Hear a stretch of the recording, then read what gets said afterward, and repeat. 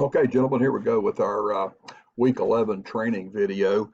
I think the hustle looks pretty good out there. A lot of good things happening on the field. We are still having some issues with kickoff, so we're gonna start with a couple of kickoff plays. I hope this will be helpful to you. And we're headed into that last week of the regular season, so let's be on top of our game Friday night. All right, here we go. Okay, we're going to start with the play of the week for Friday that Jimmy put out, and we put out a second video that said answer, but unfortunately there was a glitch in the huddle system and it didn't actually give you the answer. So here we see an extra point is being kicked, and as you remember, between the extra point and the ensuing kickoff, the receiving team received 4 unsportsmanlike conduct fouls. So the question was, what would A or K's restraining line be on the next kickoff? And we're going to see that this crew got this correct. You can see that R's restraining line is on the 7.5-yard line. So the question for the day really involved, where's R's restraining line? And if you refer to Rule 6.1-1, you will find that on a free kick, the restraining lines are always 10 yards apart. And so if you had a couple more unsportsmanlike fouls, and you were kicking off from the 2-yard line, you would back the receiving team up 10 yards from K's free kick line. So where K's free kick line would be 2.5 yards deep, and they're not quite there. I think the crew set the restraining line at the goal line, and for all practical purposes, doesn't make that big of a difference because once a kick crosses the plane of the goal line, it's going to be a touchback. Now, one of the things you could do in this situation, I think in this particular case, the score was out of hand, 40 or 50 to nothing at this point. So there wouldn't be any need for this team to do that. But I think sometimes it's prudent to make sure that a coach understands his option. One of the questions would be, kicking off from the 7.5-yard line, is there any way for K to recover the ball?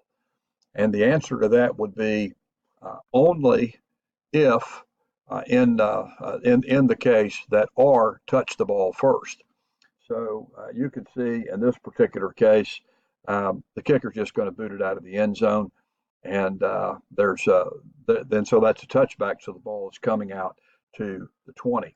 So the only way that R, or rather K, could recover the ball would be for R to come out here and touch the ball first and not recover it, and then K get on the ball.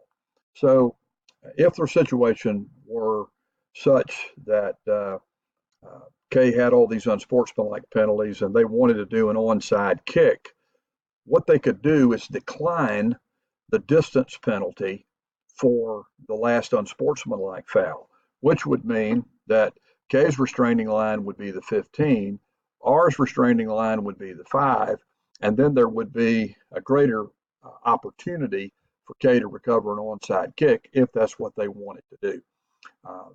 Sometimes there is an option that's a good option to decline the distance penalty. We see this happen a lot. We had it recently in a game where we had an encroachment on an extra point, and the team had rather decline the distance portion of that penalty to snap from the 3 and have their kicker kick the ball from the 10-yard line. That's what he's used to doing. So there are times when the distance penalty can be declined. Now, declining the distance penalty does not mean that the unsportsmanlike foul is declined. The unsportsmanlike foul still exists, and what the team can decline is the distance penalty. So this was an acceptable job here, of course, and that covers that. All right, now we still seem to be having trouble on kicks out of bounds and how we administer that penalty. So on this particular play, we see the ball is kicked over toward the sideline, and it goes out about the 32 or 33-yard line. We marked it at the 33. I think we might have missed that spot by 1 yard. but we've got the ball going out of bounds at the 33-yard line. So the question is, where is that ball going to be spotted? What are the options? What are the options for the kicking team? Ball's out of bounds, marked 33-yard line. So what are our options? Well, let's talk about our options here. Okay, number one is we can go to the previous spot. Previous spot. Now that would mean we go back to where the ball was kicked from, and we administer a 5-yard penalty. So they would kick, in this case, from the 35-yard line. That's one option. Second option is what we would call the succeeding spot. All right, succeeding spot. That's where the ball went out of bounds. To that, we add 5 yards. In this case, that means we're going to set the ball down here on the 38-yard line, right here. That's where our spot will be, the 38. Succeeding spot, 33, that's where the ball went out of bounds. Third choice is what we'll call the 25-yarder, and that is that the offended team can take the ball 25 yards from the spot of the free kick. Regular kickoffs, normal kickoffs are at the 40. That means that ball is going to go right here on the 35-yard line.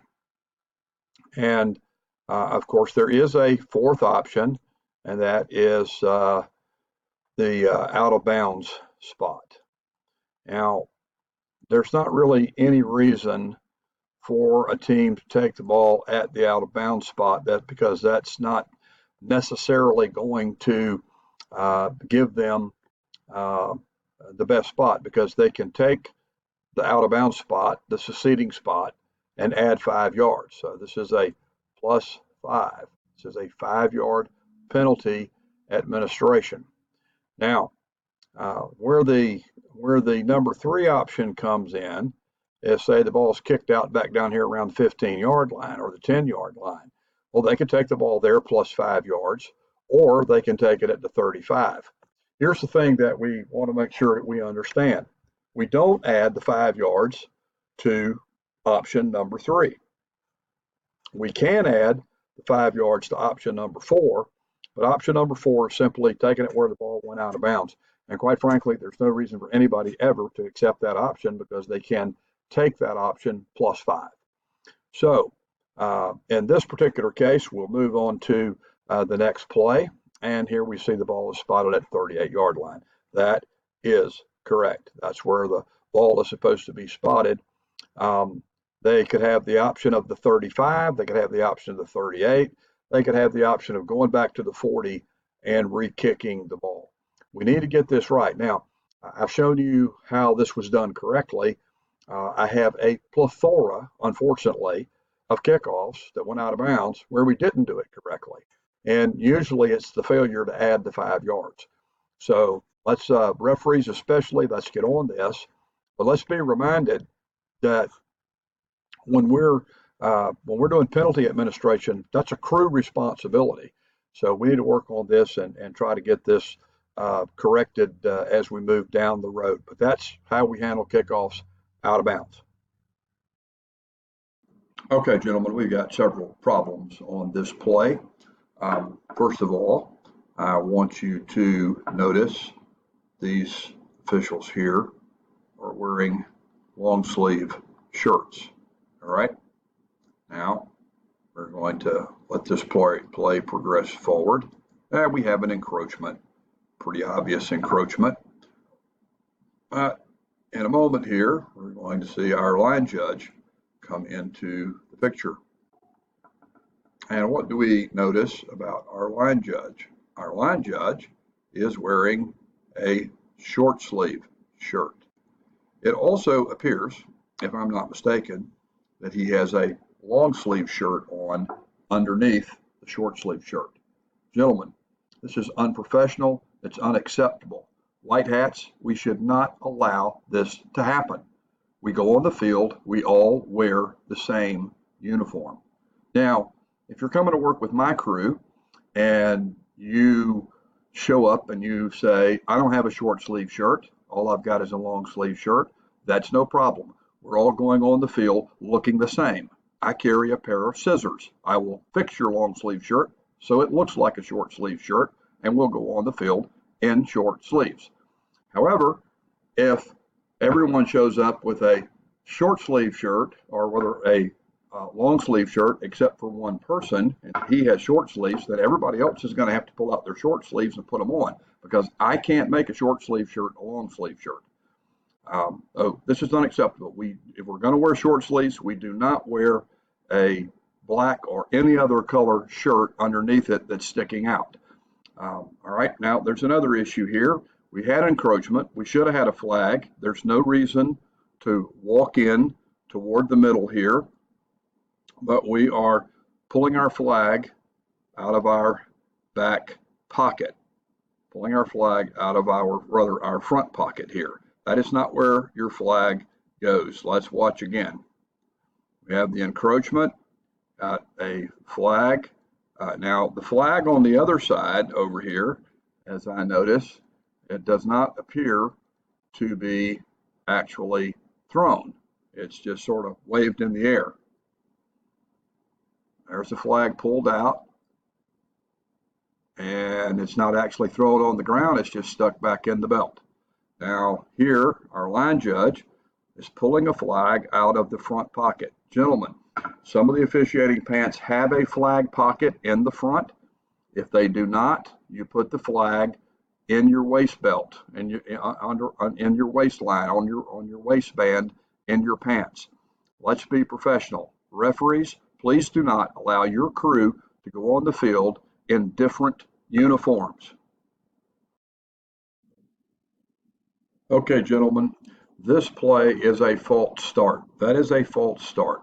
You could call it an illegal shift, but listen, everybody has to be set for 1 second. So we got the whole left side of the scrimmage line going down as the ball is snapped. This is slow motion, and it's still, even in slow motion, it's still a false start. This is a false start. This play needs to be killed, and we need to back them up 5 yards and try again. There's no way. That's a false start. Let's get this right. Okay, here's another play in the same game. Gentlemen, this is a false start. Again, you could call this an illegal shift because everybody's not set for 1 second, but when they're going down as the ball is snapped, this is a false start. That play needs to be stopped. Now, notwithstanding, the play is not stopped. Now, let's stop right here. We do have a 5-man crew on this game. In a 5-man crew, we're not going to have a side judge back here at the goal line. We should, however, have a back judge on the goal line, but there's no way that he's going to be able to get this call that's going to be right at the pylon. So I realize that working 5-man, very similar to 4-man, it's difficult to get there, but the head linesman is going to have to beat feet down there and get there. Now, I'm right at the goal line, and I've got a head linesman finally coming into view right there. I've got a back judge giving a touchdown signal. I'm not sure how the back judge can know. So what has to happen here in a 5-man crew is there's got to be some communication between the back judge over here and the head linesman. So I would like to see our head linesman get down the field a little bit quicker on this play, but we've at least got to have some communication. I just don't know that there's any way that we can know for sure that this guy got in to the end zone or not. He's hit right at the pylon. Looks like he probably did. I think the touchdown call is probably good, but it's just really hard to tell from this view. You can see, I mean, here's your pylon right here, and wow, I just don't know. I don't know. We got a back judge all the way in the middle of the field for one thing. And the 5-man crew, the back judge got to get over here closer to this play. Once you see the ball's going to that pylon, you got to be coming down this goal line and getting over here closer to the play. We got to have officials on top of this to make sure that we get it right. All right, we're a little bit later in this game. This is right at the start of the second quarter, And I want you to notice again the left side of the offensive line of scrimmage. Gentlemen, that is a false start. This team did it all night long, every single play they ran. The only way to stop this is to call it. And if you call it early in the game, generally they're going to knock it off. I realize these are not our top quality teams. Sometimes a little bit like working a middle school game, but both sides deserve us to give them our best effort. I've always said this: the most important game you ever work is the one you're doing, and it's important to the kids, the fans, the coaches, and so we need to try to get this right. This, gentlemen, is a false start. Every play, this team is false starting. And again, you could call it an illegal shift, but you got to call it something. And that just needs to be killed, backed up. And once you tell them what they're doing, that they've got to get everybody set for 1 second before they snap the ball, generally you're going to get that taken care of. All right, not sure exactly why we seem to be having some difficulty getting false starts. These three receivers, they get a head start here. There's just no question. You slow it down, but this is something that needs to be called. We should have gotten this, and but all three of them started early on this particular play, so we've got to watch that. Okay, here again, same team. Our previous game we were looking at, we had a team false starting the entire ball game, and here we got a team that's a little bit more difficult to get, and this is a more disciplined team. So we really should get it. But you can already see the ball has not been snapped, and these guys are moving. And you see that boom, and they're starting early. And so here's part of a problem with this is that we suspect this one on this one. We start to give the signal here, but then we don't. And so either you're going to call it or you're not, but don't start to give a signal. And say, well, the play was already gone. Don't let that bother you. I don't care how far the play has gone. If you know you had a false start, kill the play, stop it, bring it back. Bring it back. Okay, on this play, we get a false start call, but it's kind of hard to find it. Possibly we're getting the pulling guard here, the left guard. He may swing that arm a little bit early. But to call it here, and we had so many obvious ones we didn't call, seems a little bit.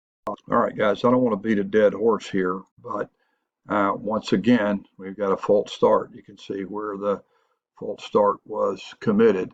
The inside receiver moved early. We have the advantage of slowing it down, so it's clear. But I mean, really, we should catch this stuff, and we missed it. Now, I could go through several more plays in this game. Okay, so here's a case where we have both wide receivers moving early, and this one is going to be good news because looky here, we got a flag, we got this play stopped for a false start. That's a good job. Well, what we've got to have is we've got to have consistency on these plays. Okay, here we go again. And we're going to watch the inside receiver. You can see him leaning forward there, and he goes early. Oh, we need to get this. We seem to have a little reach for the flag there, and if we got a false start, we got to call a false start.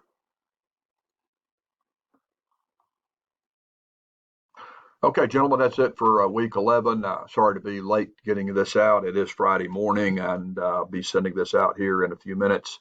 I hope you have great games tonight. Last week of the regular season. Let's be on top of our game.